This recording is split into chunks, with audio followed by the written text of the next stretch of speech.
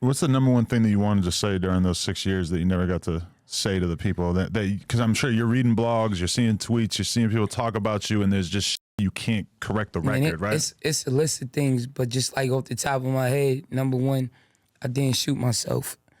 Number two, most importantly, I didn't shoot or kill my closest friend, R.P. Banger. You know what I'm saying?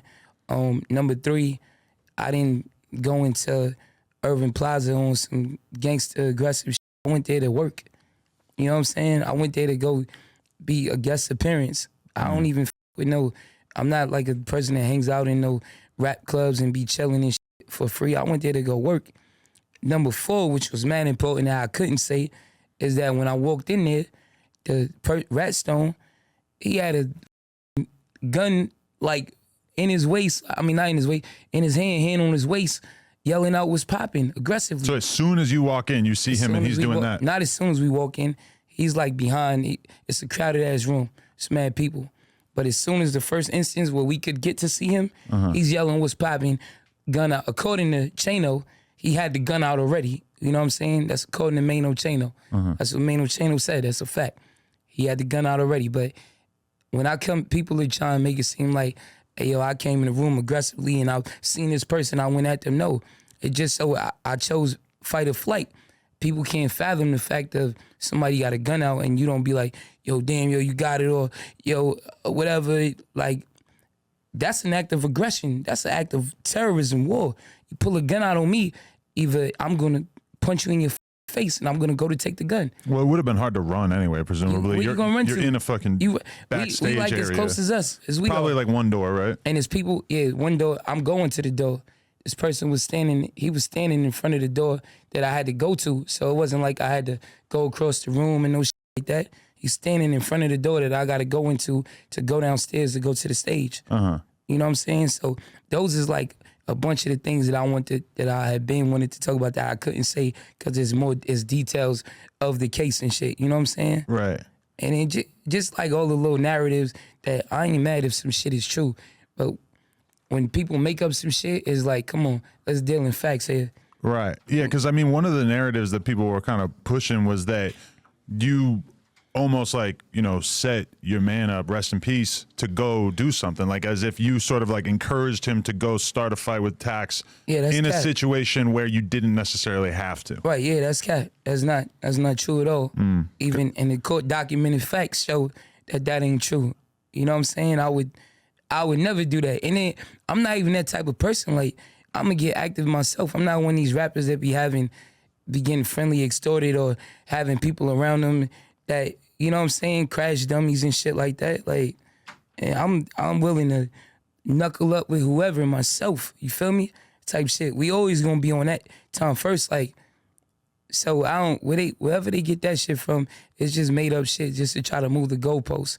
Because based on what you're saying, there was never a time where you or Banga would have, like, there was no situation where somebody would have been able to just go start some shit with Tax. Like, it was already started as soon as you laid eyes on him. Shit was started. Yeah. We came in the room. It was like, as soon as we came in the room is like a fucking phone booth.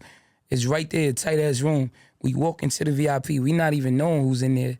Like, we're walking to work, not even knowing, think about who's in this room. I know I'm going here to fucking get on the stage and be a guest performance with T.I.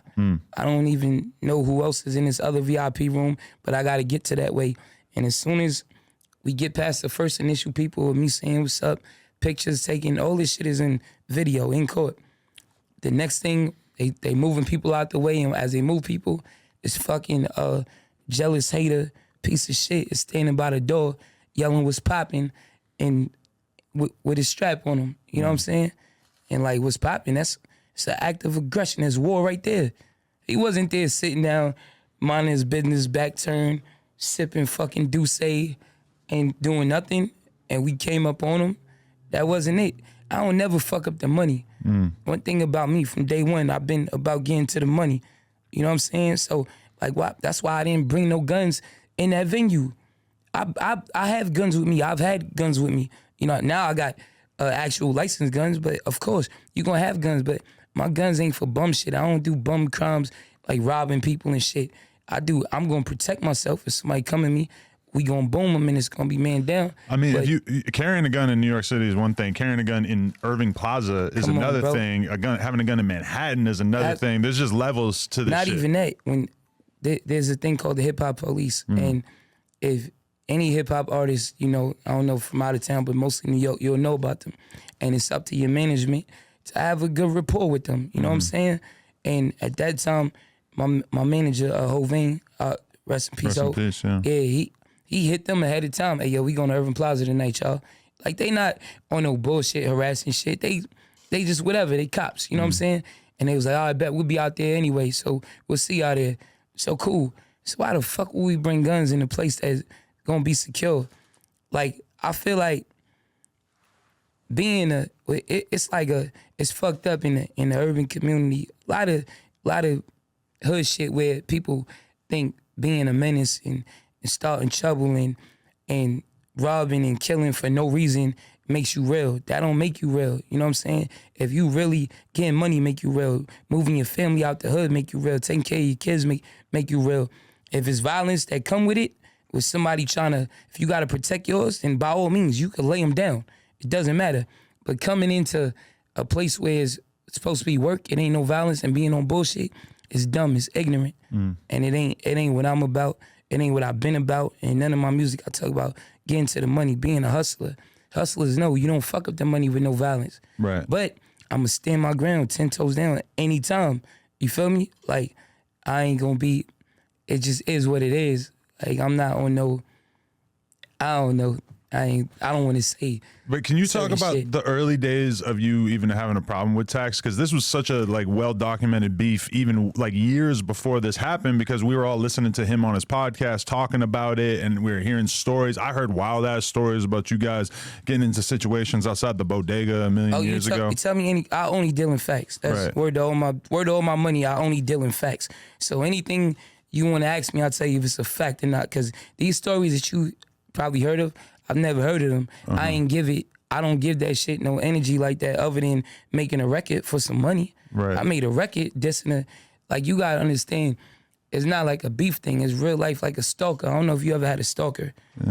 Well, Ish. yeah, we had no relationship outside of on the internet. It wasn't ever no street shit, and we got into it and moved around, and it was just like somebody online stalking you. This fucking bottom feeder cockroach type of nigga tweeted me 780 something times at or about me. This is a documented fact. I tweeted at this person at or about them 50 times. This is in life. You know what I mean? And most of it was around the record lower level. You know what I'm saying? So this is some real stalking. Who's the guy who got killed? John Lennon? It's some real About a Selena stalker, shit. yeah. Like, this is, it ain't like there's no relationship to be had where it's a beef and we was beefing in the streets, or we had a fight or somebody robbed somebody, or somebody did some stolen drug work or whatever. This is just online, a hater going at you, constantly stalking you, jealousy over nothing but the fact that they a hater. And then you gotta understand, in the culture that we live in, is like they put a term on it called it trolling. I don't be promoting no hate. Hate is fucking weak. Most people didn't know about trolling, at least in hip hop, I would say, in 2016. But they put a name on it. But fuck the name. It's really hate. Right. It's really being a hater. It's never acceptable to be a hater. Just like all this whole shit that be going on. Like, it's certain things, like, I don't be with none of the whole shit. Like, if a bitch want to be a hoe, cool, but I'm not promoting it and making it cool. Here, twerk every minute, bitch. I'm not cool with no hate. Hate on no level. Whether you hate somebody because they got a better job than you, because they might have kids and you can't have no kids, whether they fucking gay and you hate them for that, color they skin. Hate is a cancer. That shit should be ripped from the community, just like fucking snitches should be, just like fucking pedophiles should be. All that shit, like, all that shit should be handled with the same viciousness, you feel me? And to be having it acceptable, like, I'm not, like you was saying, there's beefs and shit. I don't entertain corny shit. I don't even get that shit in my energy. Like, I'm not gonna, let me check in and see what this nigga talking about with me. No, I don't give a fuck. I'm too busy doing other shit. And then I know if I give a view, if I give a ounce of energy or anything, as far as like to uplift a fucking hater, I'm tearing down the fucking community. I'm a part of the problem because that shit spreads. Like how you said we were all listening to him. How the fuck y'all listen to this fucking rodent who's a hater? If you walked into that backstage and there was no gun, but you saw him, and obviously you guys have had a lot of words and everything, but if neither of you had a gun, what do you think would have happened? If he wasn't saying nothing aggressively and saying You would have just left him alone? I'd have walked to go do my business, do my work. You know what I'm saying? I'm there for work. I'm not gonna never fuck up the money. That's the most important thing, getting to the money. Real shit. Words or whatever. If a fucking sucker stay and they out my way, we don't have no problem. Just stay out my fucking way. Don't yell no obscenities. While you see me, you talk online, all right, whatever. This is bigger than that. Right. Like, but if you right there being aggressive, then it's on. What I'm supposed to do? Go the other way? I'm more Malcolm than Martin. Because I'm going to be real with you, like, I had a relationship with Tex. I've known him a lot longer than you. Interviewed him back in the day. Had many, many conversations with him over the past 6 years from the jail. And, you know, he's just like, kind of just kept telling me that he was going to beat it and like giving me like hella in-depth information about how he was going to beat it.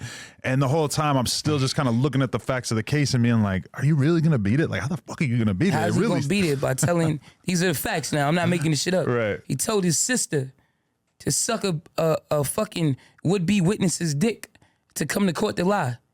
This is a fact. His sister's name is Brittany Belt. That came out in court? It came out in court because it's fucking, this is what I'm trying to tell you about these fucking monkeys. There's guys on the phone, on a fucking, not WhatsApp, what's the other shit?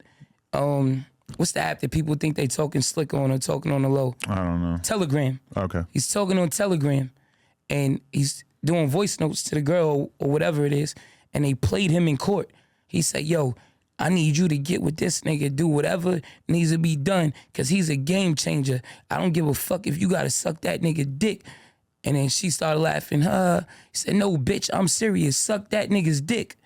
This is a fact. They played this in court. So what happened is they kept on catching him with phones. They caught him with like 6 phones. Oh, for real?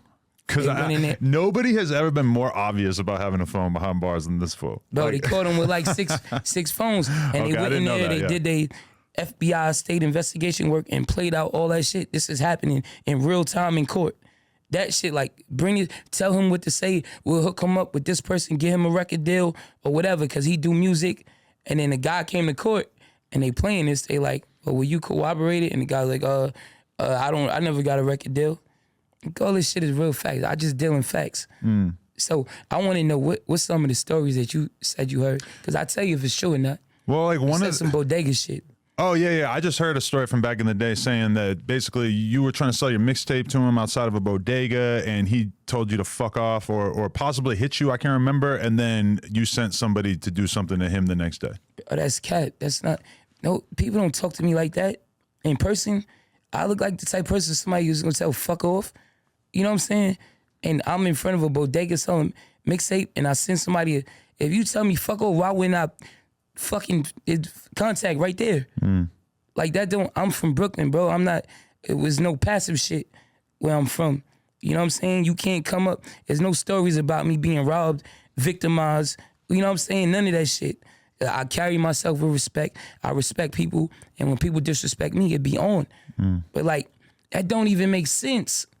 Like, just look at it. I told him to fuck off. And then what? I waited next day to tell, hey, this guy told me to fuck off. Y'all go get him. How the fuck wouldn't I do it myself? I was never selling this person a CD in front of bodega ever. I did sell my music throughout New York City, out of my truck, never no standing up. So, yo, get my music. Like, I pulled up on blocks with my Chevy Tahoe on 22s, selling, yo, y'all come to truck, come cop this shit. That's it. All right, so you see it. We just hit 500K. You know what that means? That means you gotta subscribe and get us to 600K because we are dangerously close to 666K. Let's go.